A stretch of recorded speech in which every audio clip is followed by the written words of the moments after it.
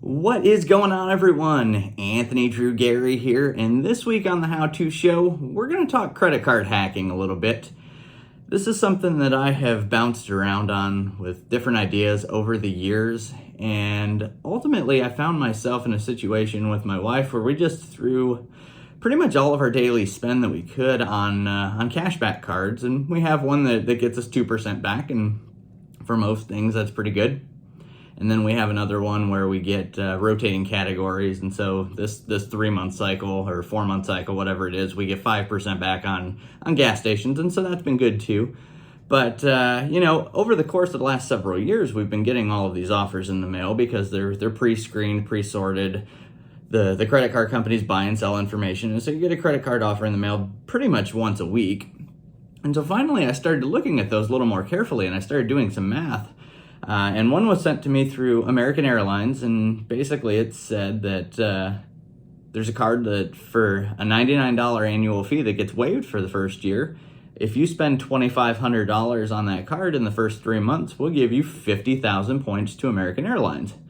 And I'm thinking to myself, okay, I've got to figure out what exactly that means, because 50,000 points could mean something, could mean nothing.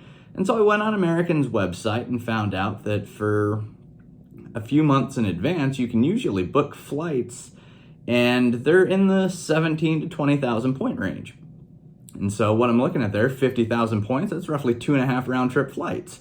And so I know what I've paid for airfare in the last handful of months and years, and as it compares to what I could be doing with that same amount of $2,500 spending, this sounds plausible that I can be getting a better deal here. And so let's think about that for a minute.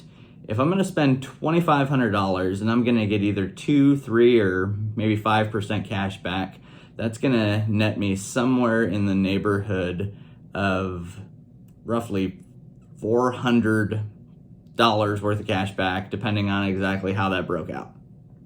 And so if I compare $400 to the price of maybe 2.5 plane tickets round trip, there's a better chance that I'm going to get a better return on my bonuses if I go and play the credit card sign-up bonus game a little bit there.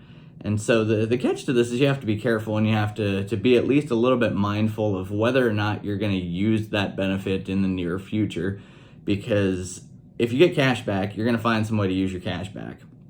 If you're getting airline points or hotel points, you need to make sure they're just not sitting there, because over time, these companies have been known to devalue their points through inflation, through rising costs, whatever it is. And what's 17,000 points to take a trip right now might have been 10,000 points 10 years ago. And quite honestly, it's very easy to forget that you have points sitting out there unless you've got some sort of mechanism to keep track of them. So all that to say, wanted to make a video that talks about whether or not you can get better than essentially 2, 3, or 5% cash back. And I think there is a way to do that, and it's through the sign-up bonuses with a bunch of these different credit cards.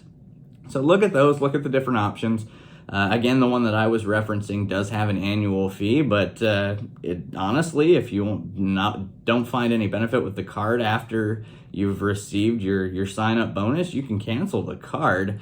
And as long as you do that before the first year is up, you won't pay the annual fee for the following year, assuming that the first year is waived. Most of them are for most of the opportunities. So look into that and see if there's a way that you can get some additional benefit out of the spending that you're already doing, and potentially be able to take yourself or your family somewhere nice. That's going to bring this episode of the show to a close. Hopefully you figure out a scenario where you can get some extra bang for your buck there. If you got any feedback or any topics or any recommendations for specific offers that are happening right now, leave me a comment down below on that. As always, I'll get in touch with you and respond to those as they come in. And if you're looking to transact real estate in the Indianapolis greater market, I can help you with that. Get in touch with me in person or at indiedwell.com or in the comments. Till next time, this is Anthony Drew Gary, host of The How To Show, signing off.